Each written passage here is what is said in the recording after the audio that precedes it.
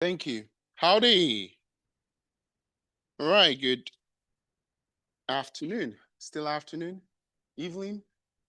How are you all doing today? So first thing I like to do, I want to know my crowd. So if are we all grad students? Grad students? Uh, okay. Postdocs, any? Staff? Okay. Faculty? Anyone? Okay, that just leaves me as the only faculty here. So my name is Chukwuzubelu Fodike. I'm an assistant professor in engineering technology industrial distribution department. This is my, well, just kind of almost started my seventh year here. So it was like yesterday and it's already 6+ years. So at Texas A&M University, happy to be here. Thanks for the invite. I like to talk about this stuff.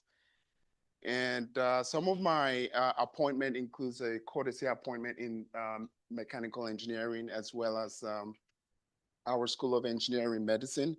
So today we're going to talk about something that can, quietly make or break an application, which is recommendation letters. That is critical for your application. And so many students think the most important part is simply asking someone, can you write me a letter, right? Now, but to get strong recommendation letters, you need to be intentional. You need to build a relationship, and this relationship could be built over time through, performance communication with your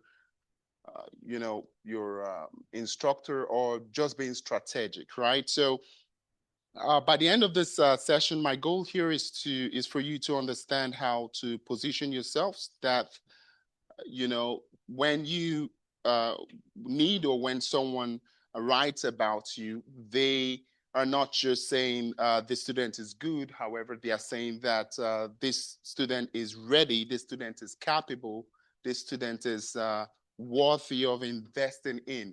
There's so many reasons why we want and need recommendation letters, and that is critical to how these letters are written, right? So as we go through this, I want you to think about one person, just one person who could potentially write a strong recommendation letter for you, right? So in the future, it could be tomorrow. So now, uh, you know, I've had some prior experience before working here, but let's get to, and you all can ask me questions even about myself and about the lecture. But I just want to go ahead and focus on the lecture, so we can wrap up and have time for questions, because I'm critical about questions. I want you all to ask questions, right? So we're going to cover six main areas here for today. First, we will discuss why recommendation letters are important, why they matter, why they're critical. Then we'll talk about what makes a strong letter. We will also look at how to approach recommendation letters to strategically pursuing some recommenders. We will also discuss common mistakes students make. We will look at, we'll compare weak and strong letters, and then we'll do some kind of, hopefully, some interactive exercise to, see where, what a recommender would think if you propose something, or what, where you will also be acting as a recommender. So now the goal is not just for you to leave knowing how to ask for it later. The goal is also for you to leave knowing how to help your recommender write a good, or make a good recommendation, or a good statement, write a good letter that is specific to not just your application, but compelling and aligned with the opportunity that you're trying to pursue and the reason why you seek this recommendation, right? So how many students here, or how many people here have already requested a recommendation letter before? I just want to know if you've ever had someone write about you. Good.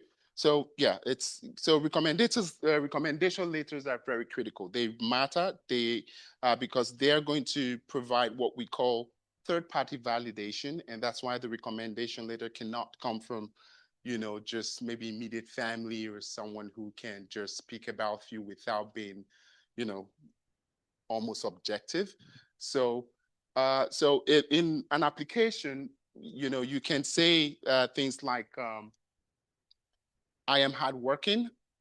I am a leader. I am committed to research. I have potential. But when a professor or a research mentor, it could be a postdoc or a supervisor, says those things about you, and pr- shows evidence to prove that, it carries a lot of weight. It's really distinguishes things, and it just carries that different specific weight to help and guide your application. Now, a strong letter gives reviewers an insight into your work ethic, your character, your growth potential, it just helps to see, beyond your, things like you can put on paper, which is things like your GPA, your test scores, your transcripts, or your resume, right? It resonates. And this is especially important when applicants are, you know, uh, uh, you know, very similar on paper. So if we want to, we really, depending on what you're applying for, you would definitely have, it's it's going to be competitive in one way or the other. So there are other applicants that are being reviewed as yourself. So the that application has to be compelling. So imagine two students with similar GPAs, for example, similar majors, similar resumes. One later says, for example, she was a good student, just very vaguely. The other later says she led a team through a difficult design challenge, took initiatives when the project stalled, and produced one of the strongest final reports. You can tell, how separate these two letters sound, right? Those two letters do not create the same impression, right? A strong letter of recommendation would help answer deeper questions, things like, would I want to work with this person, or would I want to mentor this person? Would I want to fund this person? Would I want to invest in this person? As advisors, we're very critical about recommendation letters. I can tell you this. It's really some place or somehow where we get the we're able to make decisions sometimes even faster, because how someone speaks about you tells a lot about you. So your recommenders need to know you well, and we're going to get to that point. And and this is why you know you need to show up in class, you need to show up in research, you need to show up in meetings, group projects, you need to participate, so that if you intentionally targeting someone, maybe an instructor, a professor, a mentor, to write your recommendation later, at least they've seen those track records in your behavior and how you attend to meetings and how you attend to things, right? Now, if someone, for example, wrote a letter for you today, just think about this for a minute. What specific example would they be able to use? Right? So I want you to hold that thought while we go to what makes a recommendation later stronger, right? Now, that would answer this question, right? So a strong later is not just positive, it's very specific, it's very intentional. So strong laters do not simply, just praise someone. Sometimes it might just be very vague to just praise someone. You need to prove things. It needs to be very articulate. So for example, a weak statement might say something like, um, you know what's your name? Thomas. It might say something like, Thomas is had a hardworking student, right? And that is fine. Thomas is hardworking, but it's not something that I would just pick. I would imagine everyone will say that about anyone that is, so it's not memorable, right?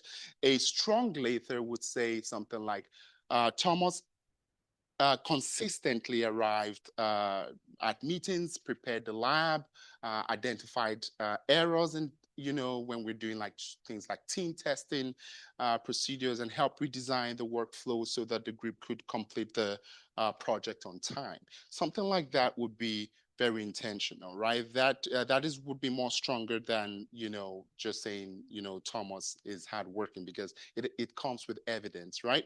So a strong later also explains how the recommender knows you. And this is very, very critical and important, right? So, were you in class? Did you work in their lab? Did they supervise your internship? Did they mentor you over multiple semesters? Now, context matters. It's very important. Now, it's strong laters may also compare you to your peers, which is normal, right? For example, it could say something like, she's among the top 5% students I have taught in the last decade, or the last academic year or something.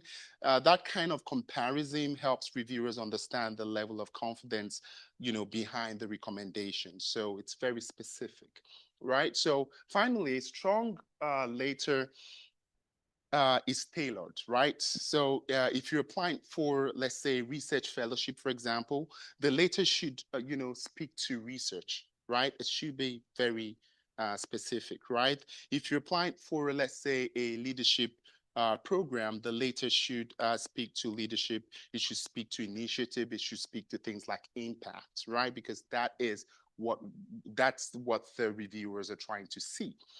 So just think of a strong later like maybe a courtroom testimony, right? It should be very specific. It should be contextual, right? It should show some confidence in the person that is being recommended, and it should be relevant to the audience that is making the decision. So, again, it should be very tailored. So, so just keep that in mind. And we're going to talk about some other few things like, strategic timing and planning. Now,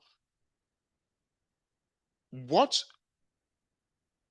now I kind of want you to see what a strong letter of recommendation looks like later, and we'll talk about how you can plan one. But before I get to some other things, I just want let's get through uh, this strategic timing and planning first, right? So the strong recommendation letters are not just you know built overnight, right, before the deadline. So timing is very critical. So be very careful about that, and I'm going to tell you, personal experience as well. you know, Ideally, you should build the relationship. Relationship building, first of all, is key, at least one semester, before you need it later, right? I've had situations, students are like 2 weeks into, my class. I do not know that person, never met them before, just signed up to take my class. And 2 weeks in, they're asking for a recommendation later. So that will be, difficult to write, right? So again, if you want a recommendation later, you should build that relationship. You should be very intentional, and you should give time, right? That doesn't, and I'm going to talk about, the relationship building as well. So you don't need to force relationship, right? You need to just be intentional, right? So need to do things like, for example, in my case, I would prefer students who participate in class show up. I always tell students, show up to class. That's really pretty much all I need for 17 weeks. If after 17 weeks you did show up to class and your grades are bad, then that's on me. So, show up to class. Of course, you have to do the assignments, because those are how your grades are distributed, and those affect your grades. So do the assignment, show up to class, and you should be fine, right? So you also want to be intentional by asking questions, right? So You want to, I mean, this is Texas A&M. We have what? We're the largest university in the country, 70K enrolled students, right? So I think the next to that will be, last time I checked, University of Central Florida, like 59K. So large student. I teach about 200 plus students every semester. So that's, so just put yourself in my shoes and, I see a lot of, just in 6 years, I've taught over 1,300 students in schools where I graduated, like Florida State's, that's, a faculty will be in that university for like maybe 10 years to teach that much students. You know what I mean? So if you put that in mind, we see a lot of students. We see you, but I mean, you would imagine we would, know you, but it doesn't work that way. You need to be intentional. You need to, hey, ask questions. Thomas will go like, hey, Dr. Forike, what I can't, sometimes you might understand. It's just to draw my attention to you, ask a question that shows your intention. Visit office hours, that works as well, right? So again, you need to be proactive about it. That's office hours full of after the course ends, not just showing up like it's just about the course. Show some interest in the area. That's you could share updates with the faculty or mentors. Now, if you worked on a project, for example, you want to let the professor know what you've learned from it, how it advanced your knowledge in the area, and things like that. Those actions would help shape your narrative, right? Now, so if a recommender, for example, has seen you, show initiative, solve problems, support a team, for example, improve over time, and engage seriously with work. It could be class work or your project work, or just intentionally. I've had students just, so I'm the director of the Digital Manufacturing and Distribution Lab. So I have a research lab. I've had some student, first day of class, they're showing up to my office and they want to start, something. They just want to show up in the lab. I kind of figured out that a letter of recommendation could be something in line, or it could just be they're just interested in 3D printing because that's what I do. So again, you know, it's being intentional is best. It's very important. So just show up, and that would help the recommender, write you a good letter, right? So uh, you know, when it's time to ask, you want to give at least, that's another very important thing, 4 to 6 weeks in advance, right? I don't, I can't really peg a time to this, to be honest. Personally, you can ask me for a letter that you need, today, and I'll send it to you. It just depends on my time. And sometimes we're swamped, and sometimes you would imagine teaching 200 students and you have like six graduate students, PhD student, master students, and you imagine what your email would look like at I always say this at 10 a.m. my emails are already like 50 plus, and by midday is already like plus 100. you know this is real. So, and I have to sometimes 40% of that, or 30 at least, I must reply. So so it could get packed. So it's important to give time, so that yeah, we can write you something very meaningful, something that would impact you, something that would help you. So always give time. 4 to 6 weeks is ideal. A rush later is really is the strongest later, right? So professors and mentors are very, like I just said, very busy balancing teaching, research, service, deadlines, travel, and other many commitments we have. So it's very important. You want to think of this like, planting and tending to a garden, right? You just cannot microwave, something very strong. You want to give it time to grow. You want to give it time to and intentionality for consistency and care, so that when you get your later back, it's something that would help and benefit you, right? So timing is important. Now, one practical step after, you know, this session, I would like you to identify one faculty member or a mentor that you have that you can reconnect with this semester or in the fall if you have some recommendation letters in mind that you're hoping to get. So it's important you start engaging with these people as soon as possible to give them ample time to write you something very meaningful. Now, the next question is, who should you ask? This is very important, right? One of the most important decisions is choosing the right recommender.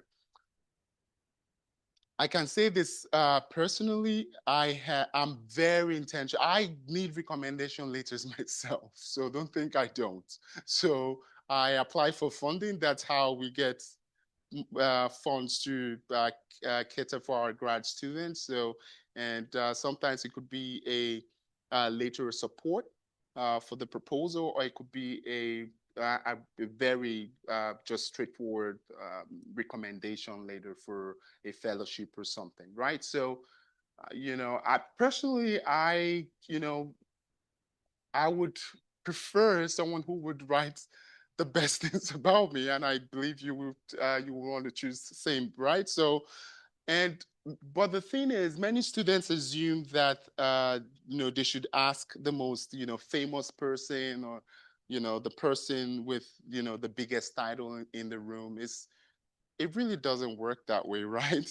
But title alone does not write a strong later, right? What writes the later is relationships, right? And that is what the reviewers actually pinpoint, and they're trying to see how you can how you're a good fit for the program, or if it's someone trying to pick you as a student, they want to see if they can work with you. So they're trying to get all the views, right? So you want someone who knows you well enough to speak about you with detail and enthusiasm. The person should be excited about writing the lead, and a lot of reviewers see that.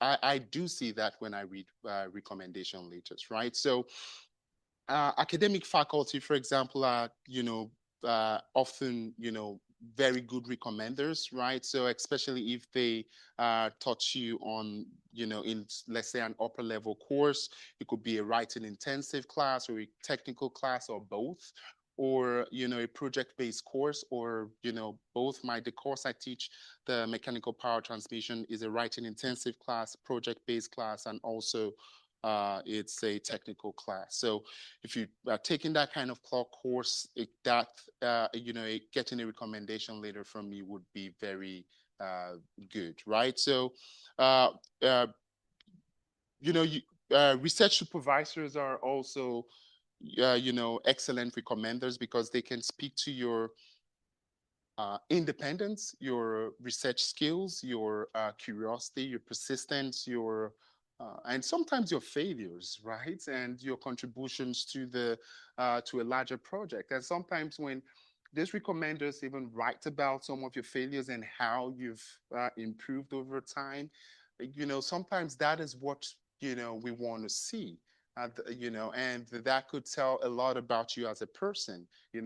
Resilience. You know what I mean? So it's important you pick the right person. You want to avoid asking someone who barely knows you, or even uh, you know if the title sounds impressive, like the chair of your department or your dean, or you're the head of research in a university. They don't If they don't know you, it's not the best person to write you a recommendation later, period. You want someone who can actually speak directly and intentionally about you. Now, there are some cases where some fellowships would require, hey, we want someone who is the lead in this in the research or of your university, right?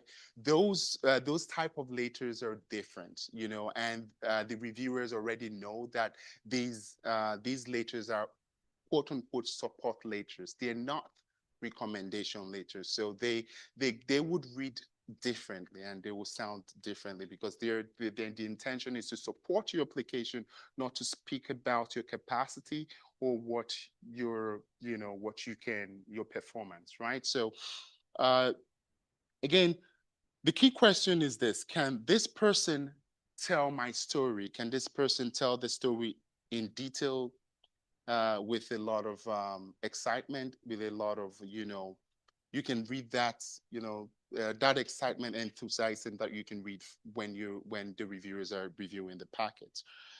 So now the question I would ask you is, would you rather have a famous person write, two generic sentences about you, or a professor who knows you well, who can write a detailed letter about you and is passionate about your success, and write a passionate letter about you? I guess you would prefer a professor who knows you well, right? So now let's get to the uh, right way to ask is important, right? So I'm going to give you some personal stories as well. So uh, the best way is not just simply to say, and a lot of students do this, can you write me a recommendation later, right? It's not really the best way to go about it. It could be a better question, and how you phrase these things are important. A better question would be, uh, would you feel comfortable writing me a strong, detailed letter of recommendation, right? Now, that wording matters a lot in how you approach, because it gives the recommender, with your professor, your mentor, uh, you know, room to be honest about the recommendation they're writing about you, right? So if they cannot write a strong letter, it's better to know, early than, submit a week later. So I am very intentional about people I ask, and obviously because I want the person to know me well, and I want the person to write the best and hopefully the strongest later, depending on my application. So there are key things you need to do. You need to provide these materials, and I see this a lot as well.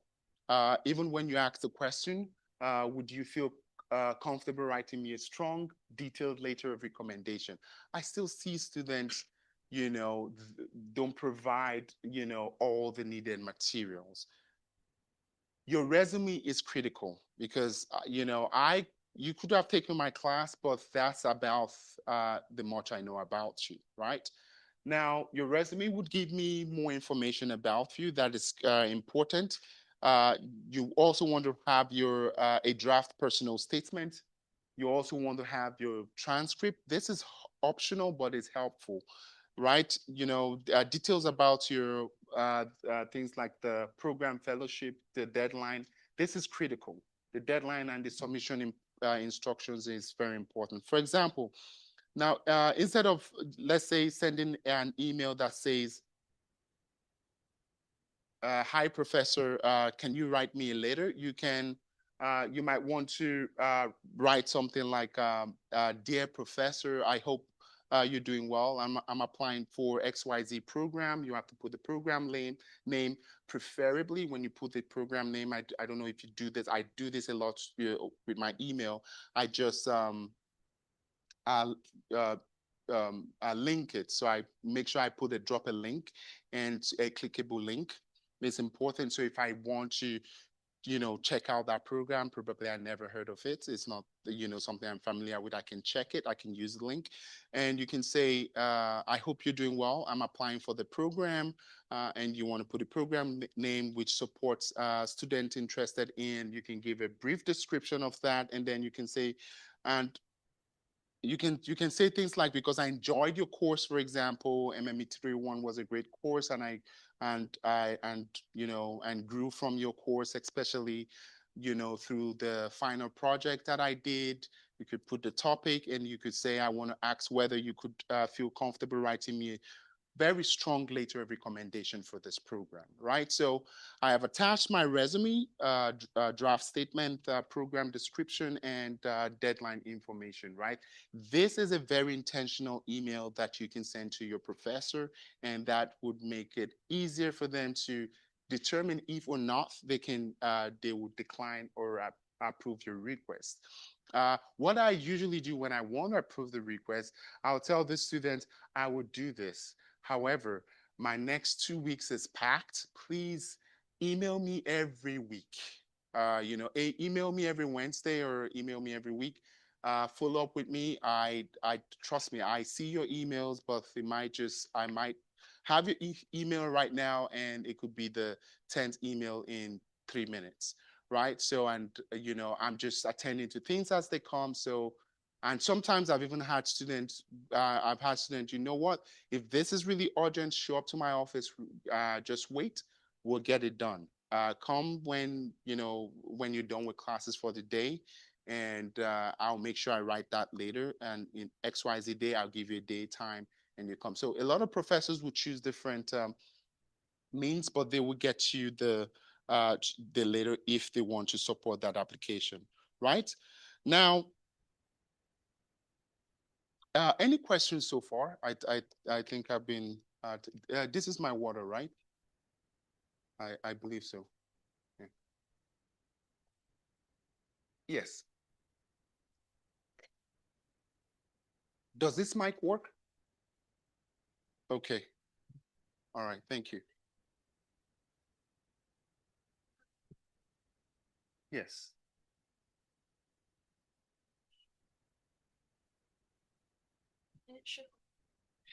Do you recommend approaching them in person or through email? Good question. I think this is personal preference, but it and depends on the relationship with the person. I would say email first, and set up a meeting. If it's a professor you're taking their class, show up during their office hours. Of course, you want to start by asking interesting questions about the course, and then you could dive into like, hey, I have this. I was just thinking this. I think you'd be a good person to recommend me for an NSF, graduate fellowship award. And I think that, your course really ties to what I'm thinking about doing in grad school. So I think you'll be a good recommender.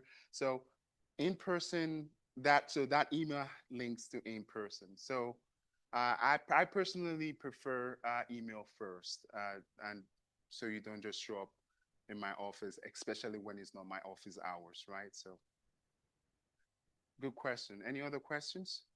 We'll have time for more questions though, but let me take one more and then we will proceed and try to wrap things up. And then we will have time for plenty more questions.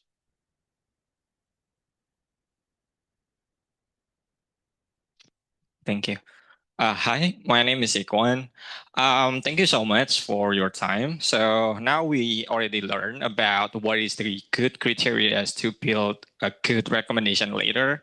But the situation is we are received the recommendations. Meanwhile, probably we ask our supervisor, and then they're gonna send us the recommendations, of course. But sometimes we just notice that all the criteria that you already said before sometimes it's not contained within the recommendation. So do you get what I mean? So sometimes I just evaluate that the recommendation is not fit, or probably, for example, it's like I want that my recommendation would highlighting my leadership side, but they didn't give me in that way. So do you think it's a good idea for me to evaluate my recommender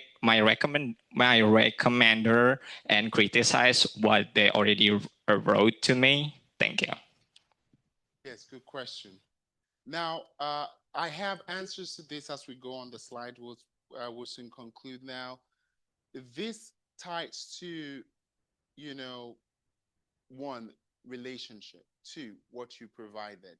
Three, information the recommender has about one, the program. Two, you, and what you presented, your resume and other documentation. Now, it is important to, and that for now, people are different. And what I do is I would write a letter. I'll send it to you and I'll go like, do you think this is, do you want me to edit anything? Is this okay? Sometimes it depends on how they ask to just send recommendation without, sharing that with you. But so it depends, right? So what I would say is you can always, feedback is important, and I'm getting to that. You can always say, well, this particular program is more about leadership. It's, for example, is NESP. I'm trying to get, I'm going for nationals. I'm trying to, what did I do? Okay. Okay, slideshow. Oh, okay.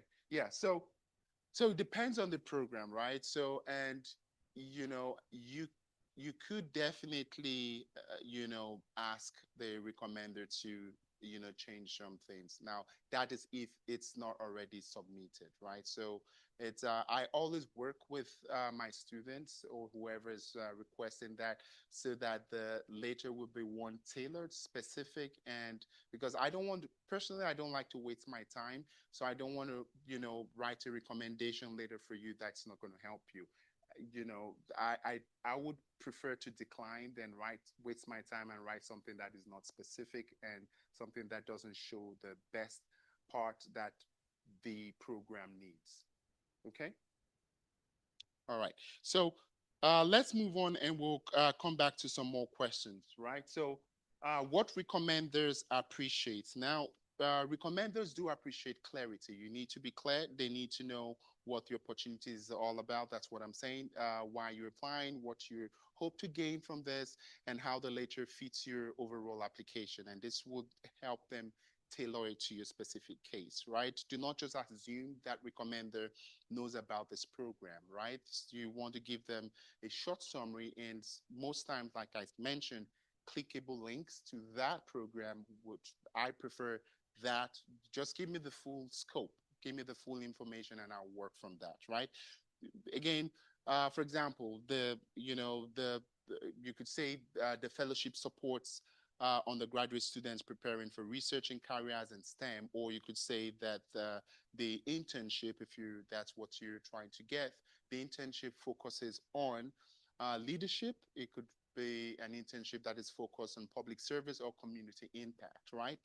And uh, you know, recommenders would definitely appreciate bullet points about this, not just paragraph of self praise, just very organized bullets and reminders. And you might also include things like teams like leadership, analytical thinking. Just this is just touching your questions too, right? Communication, initiative, research, potential, service. Just give a team and include one or two example. For instance, if it's a leadership, you could go like, well, sir, I've served as a lead during my final projects, coordinated weekly deliverables during this project. If you could put things like initiative, could be things like uh, met with teaching assistants twice, to troubleshoot the testing setup of the project before the final demonstration, things like that. You just need to, you know, include as much information as possible to help the recommenders help you write the best polished later. You want to include accomplishments, awards that you've received, recognitions, especially those that are connected to the recommenders class or labs or organization, for example. And please remember, you know appreciation goes a long way, right? So it's and I kind of put it here, it's very important. You want to thank people not only after they've submitted the letter but throughout the process, right? A simple line like something that reads, thank you again for supporting my growth and for being part of this opportunity. with me, it means a lot to me. Thank you. You know, things like that are very important. So let's be very appreciative. Appreciation goes a long way, like I said, and it should be genuine tact, right? So again, let's look at weak and strong later traits. Weak letters are usually generic, and strong letters are very specific. And there are no specific examples on weak letters. There's unclear relationships with the applicant, and also it lacks that excitement, enthusiasm, or it lacks any type of detail, right? Whereas strong later traits are very intentional. It just tied to specific things. Like, for example, it could read like in my Engine 201 course, he led the team or she led the team, things like that. They're very specific. Uh, uh, they, they compare performance within pairs, like I mentioned earlier, like top 5% of my class, things like that. And also they align with, the strong leaders need to have strong alignment with the fellowship missions, like you said, right? So, and also it needs to have some confident endorsements, right? So the strong leader does not just say that you're great. It really shows how and why you're ready for the next steps, or why they should select you for this fellowship or application or internship or whatever you're being recommended for. Now, I want you to think like a reviewer here. Now imagine you're let's say a fellowship review committee. You have two candidates here, Michael and Gabriel. They have these candidates who have identical GPAs, similar resumes, and the only difference is their recommendation letters, right? Now, the letter from Michael says, Michael was a student in my supply chain analytics class. He submitted all his assignments on time and participated when called upon. I believe he will do well in graduate school. Now, Gabriel's letter, however, says, I had the pleasure of mentoring Gabriel in, let's say, computational design lab for 2 semesters. Gabriel designed a machine learning framework to optimize support structures in polymer additive manufacturing, a method we are now integrating into a larger research program. His ability to balance technical depth with collaborative spirit is rare among undergraduate students. I've worked with Gabriel for the last 10 years.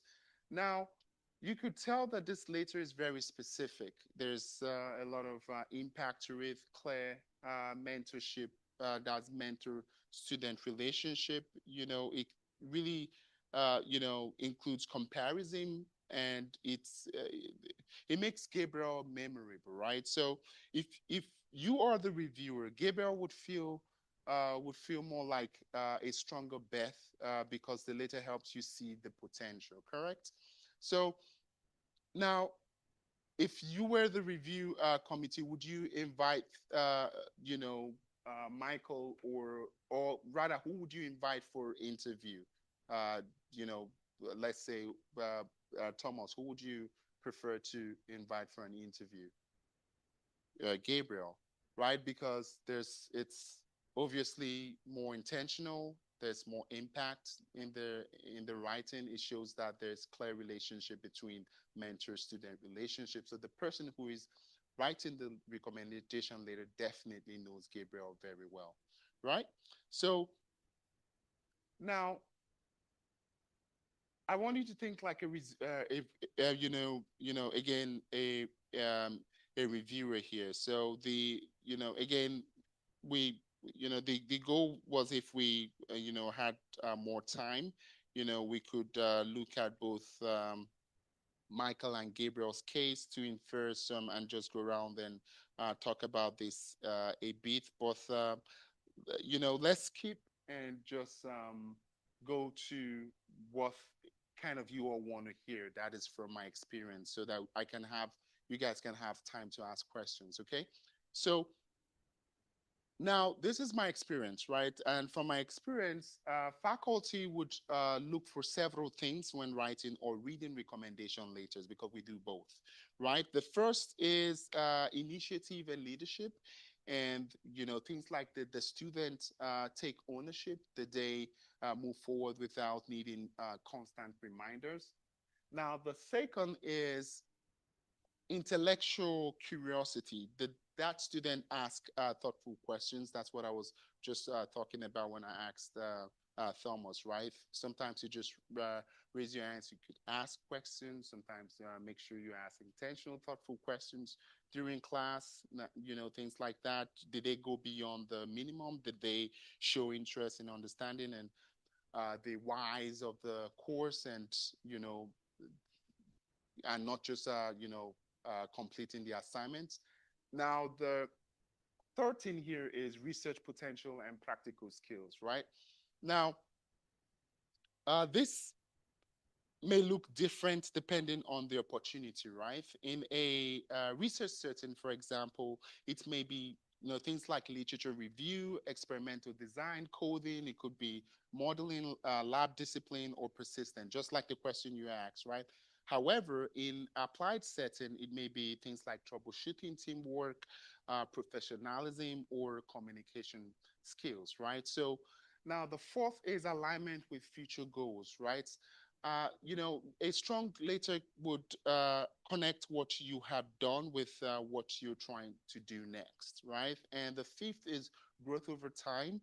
Now, sometimes the strongest story is not that, a student is perfect, like I mentioned earlier. You could tell a story that is organic, that shows some failures, ups and downs, and how the student rekindles and how resilience can speak in that context, right? So sometimes, the strongest story would be that the students improved over time, responded to feedbacks, became more confident and mature. And recommenders are not just, describing what you've done. They're kind of telling a story of who you are and who you will eventually become, right? Based on their knowledge of you, right? So now let's talk about common mistakes, and that will be all that I have. Now, these are common pitfalls to avoid. One is don't talk to someone about the recommendation if you think that they can't speak well of you. One. And also if they don't know you, right? The second mistake is waiting until last minute. Don't do that. Avoid that. Now, the third mistake is failing to provide context or materials that can help write a great recommendation that is tailored not just for you, but that can portray the best abilities you have for that application, right? Now, this is very important. I am very particular about this not following up. So even if I'm enthusiastic, it could be my grad student, and you can ask my grad student. I tell them the same thing. Follow up. Just email me if you want to show up to my office. Don't think you're bothering me. Send me that email. Keep reminding me. I will definitely write this. And it could come to a point if I'm so packed, I could say, you know what, show up to my office and we'll take care of this. And I know I'm done with that, right? So follow up is very important. Now, the fifth mistake is using generic or recycled letters, right? So even very supportive recommenders can forget because so it's there are things that there are letters that needs to connect to the opportunities, right? So the recommenders need to make sure that the letters that they are writing do not disconnect or just reflect what the application needs, right, of your abilities. So the strong letters will be built on things like preparation, like I said, relationships, communication, and you want to avoid these pitfalls, you know, which is just as important as making a good ask, right? So finally,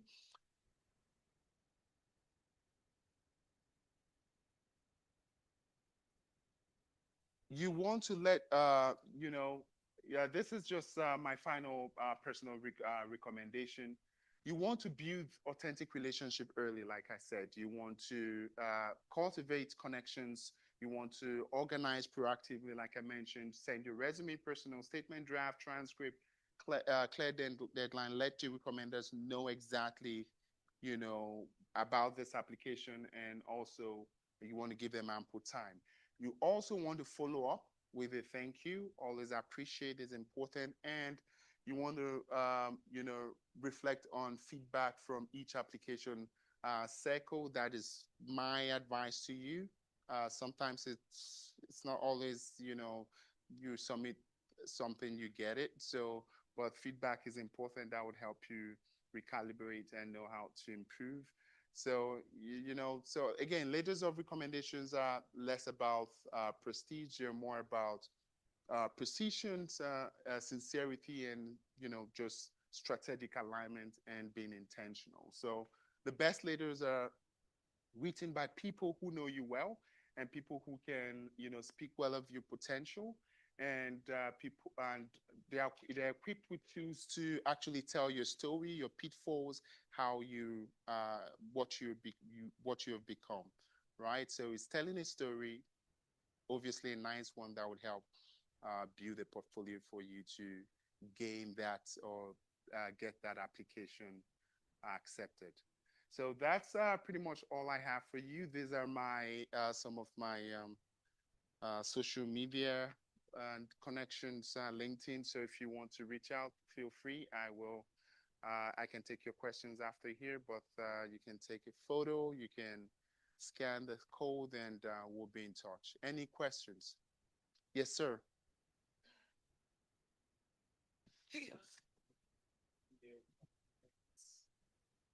So just to follow up on the email sending, I mean, while requesting for the letter, do you think it's advisable to volunteer to send a draft to your recommender? Yes, Yeah. that's a very good question. Yes, in fact, I sometimes, depending on the type of letter, I would ask you to personally just do a draft, as well as your other sending your other document. One, it makes my life easier.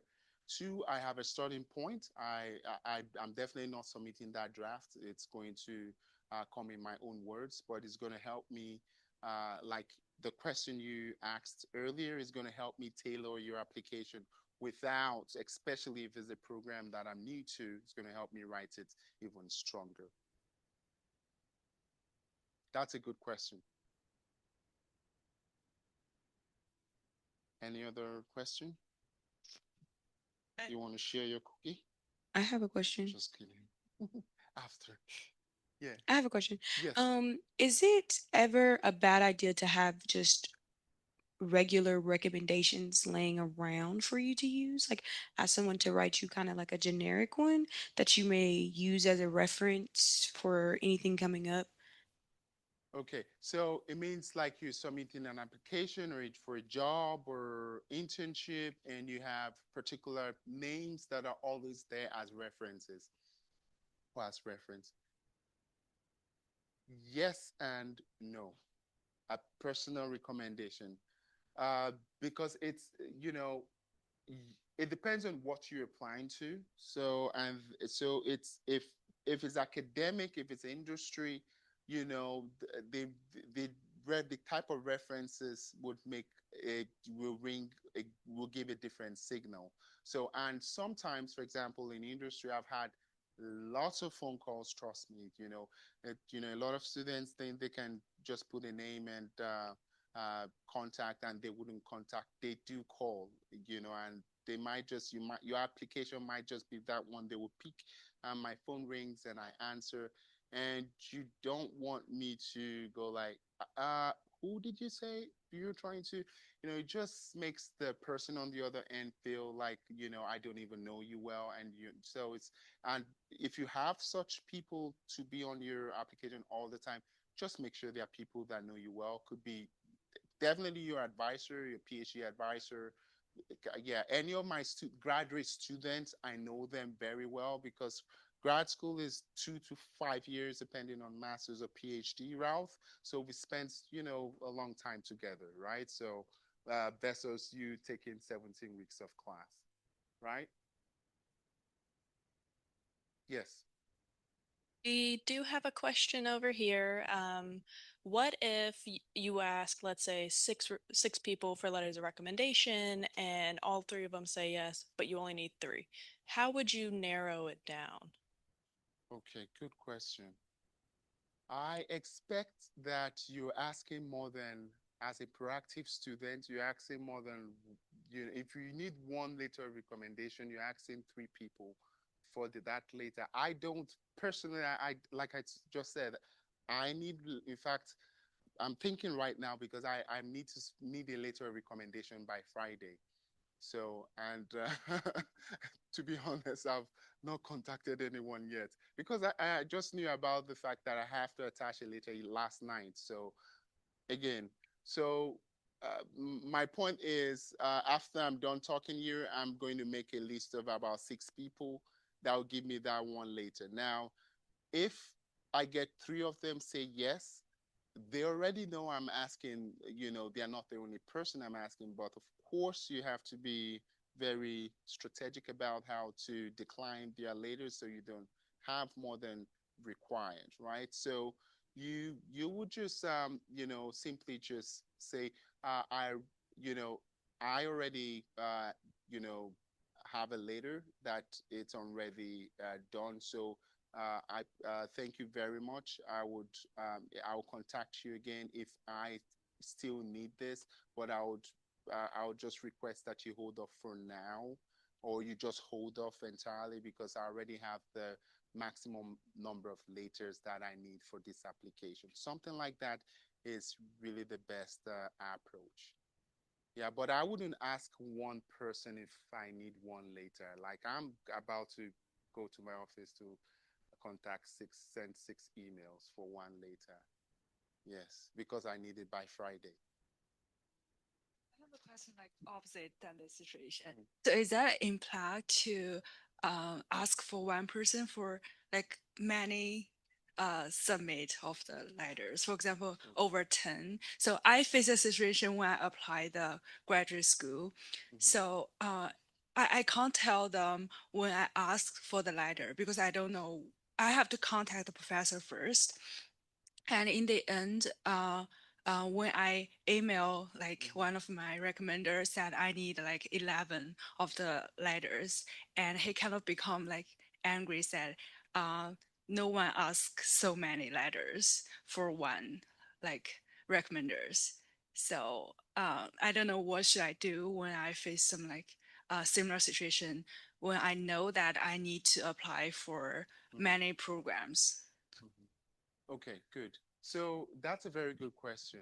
In fact, I forgot to mention that when you're applying to grad school, so this is applying application to grad school, right?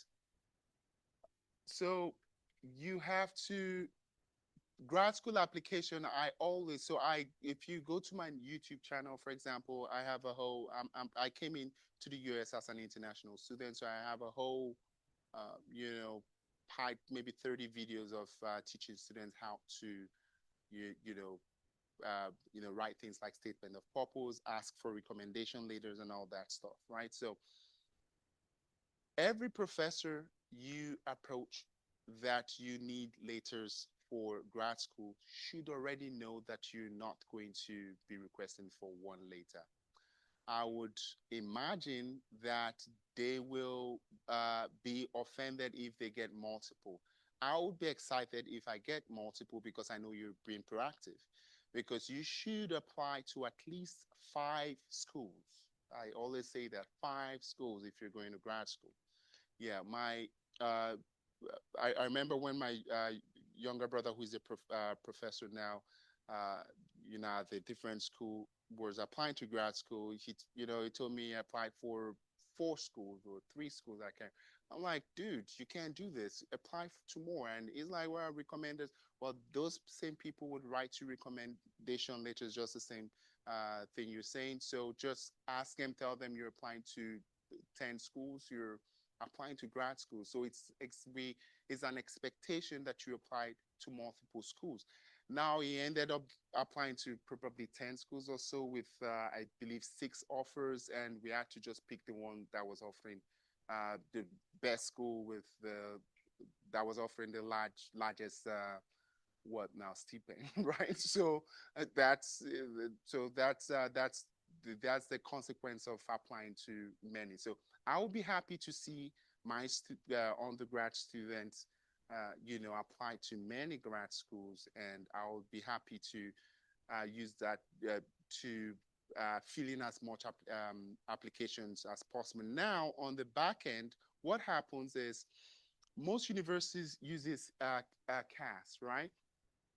Right. So if and the system is already built for that purpose. So it tells me that you have multiple application, and it tells me to reuse a recommended later if I want. So what I could easily do is just to depending if you're applying to similar program or different program, I can just adjust it to fit the tune of the program you're applying to. For example, you're applying to mathematics, which is different science program. You're applying to computer science. I know they're correlated, but I need to make that. But if you're applying to both computer science, I see that I won't get happy because I know I'm not going to do a lot of work. I'm just going to, change the name of the school and some other things because I mean, my job, and that's why I accepted to write the letter is to speak well about it. I want you to get the application, and I think that's what a lot of professors who would write you recommendations should do.